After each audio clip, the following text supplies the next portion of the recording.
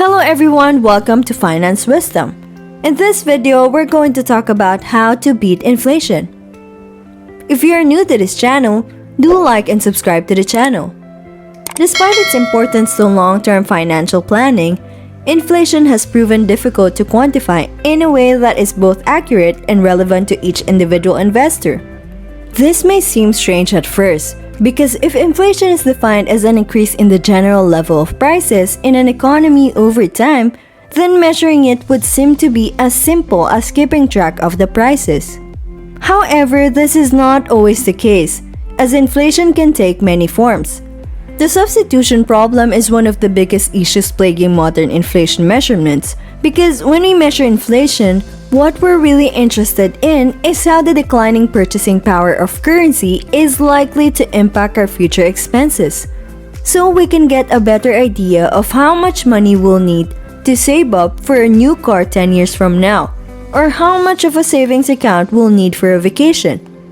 It is common knowledge that the Consumer Price Index, also known as the CPI, measures inflation by looking at the prices of more than 90,000 different goods and services.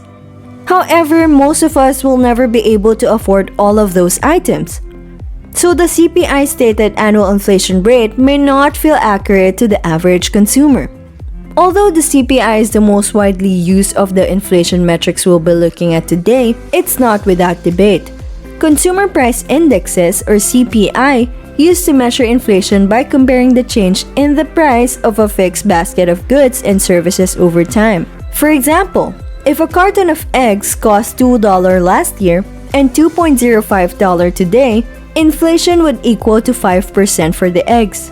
The government performed this comparison for numerous goods and services, and assigned weights based on how important they were perceived to be. These values differ quite wildly from the values assigned to them. In the early days of CPI, they also periodically change the products or services that are being compared to better reflect consumer behavior. Some examples include temporarily dropping things like refrigerators and new car sales from the list during the World War II era, when production of those items was temporarily banned, and finally they also adjust the actual price changes observed. In the early 1930s, food and clothing made up about half of the weight of the CPI's equation due to the fact that they consumed roughly the same amount of people's budget at the time. But that is not always true today, and that may cause a fixed basket, fixed weight approach to be ineffective in many cases. The Personal Consumption Expenditures Price Index, or PCE, is the second measure of inflation we'll look at today. It is calculated by the Bureau of Economic Analysis and shows the prices businesses are actually selling items for rather than the prices consumers are paying for them, as the CPI shows.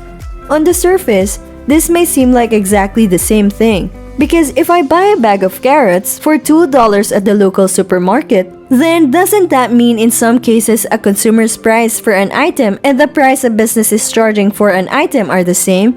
But in other cases, the price a consumer pays for an item and the price a business is charging for an item are different, such as in the case of medical costs, where a copay is often required for visits to the doctor's office. The CPI would not reflect this discrepancy, but the PCE would, because it looks at what the business, in this case the doctor, is actually charging instead of just what the consumer is paying out of pocket. On the bright side, this may give us a better idea of how costs are changing over time, since it takes into account more factors, which is probably why the Fed considers the core PCE, which is just the PCE excluding volatile food and energy categories, to be its main measure of inflation when attempting to maintain its 2% per year target, though it does take other metrics into account.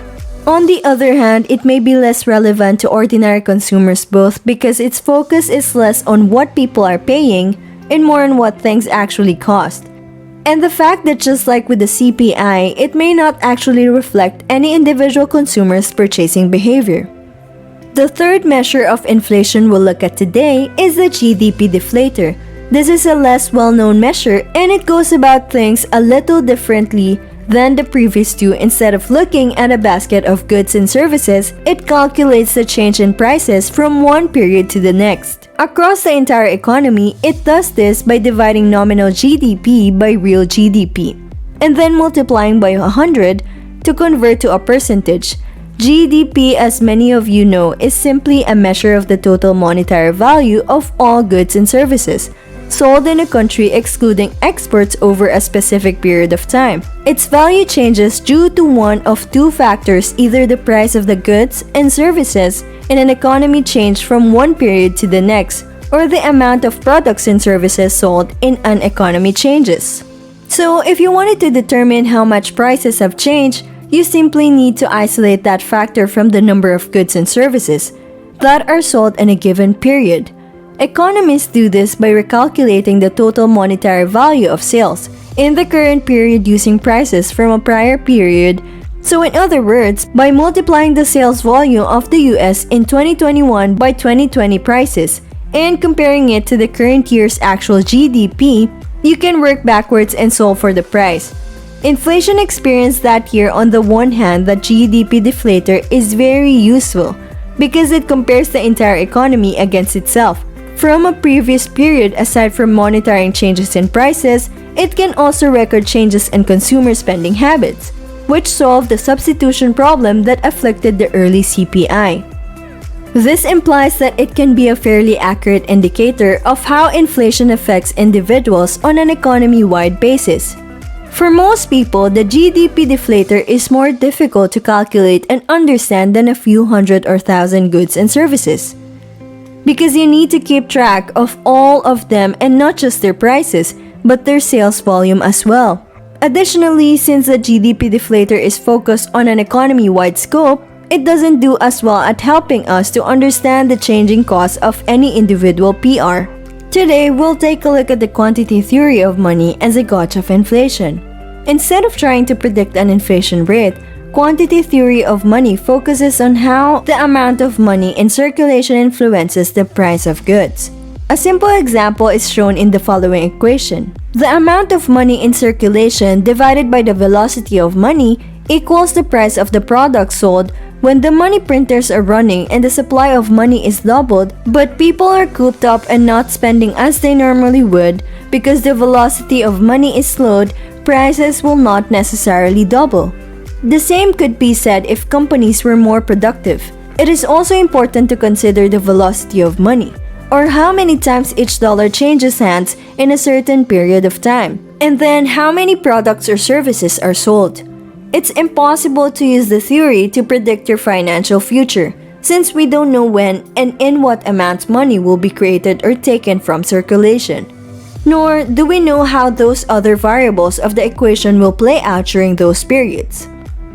The relative worth of other currencies and types of money, such as commodities and precious metals, is the sixth indicator of inflation we'll examine today. Some argue that because commodities and precious metals are likely to be among the first parts of the economy whose prices are influenced by inflation, we should instead use metrics like the CPI and the PCE, which are considered lagging indicators. One disadvantage of this strategy is that the price of commodities in precious metals might fluctuate for a variety of causes, not all of which are related to an increase in prices throughout the whole economy. It would be more difficult to plan out your personal finances if inflation directly affected the pricing of commodities and precious metals, which would make it even more difficult to see where prices are moving the most. A currency's relative value to other currencies is another popular method for gauging inflation, but there are many reasons why a currency may appreciate or depreciate relative to other currencies that are not related to inflation in the broader economy, and it doesn't really tell you what inflation is like in the home country's currency. For instance, a country that regularly imports more than it exports can see the value of its currency decline over time, and this can be a contributing factor to inflation. Just look at Lebanon, though it's rarely the only factor at play. And at least over the extremely long term, there is some evidence that commodity prices reflect inflation. It's just that they have some notable drawbacks when trying to capture an isolated inflation rate, especially in here. And now the sixth and final measurement that we'll look at today is budgetary inflation. Put simply, this is just the amount you're spending, increases from one year to another.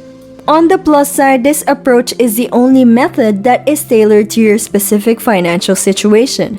On downside, your data point of one and people's lives and spending habits tend to change in different phases of their life. Think of the different things that you spend money on when you have kids, for instance. So when used in isolation, this approach does very little to help you plan out your finances long term, because you have no frame of reference for how these lifestyle changes will affect your future spending.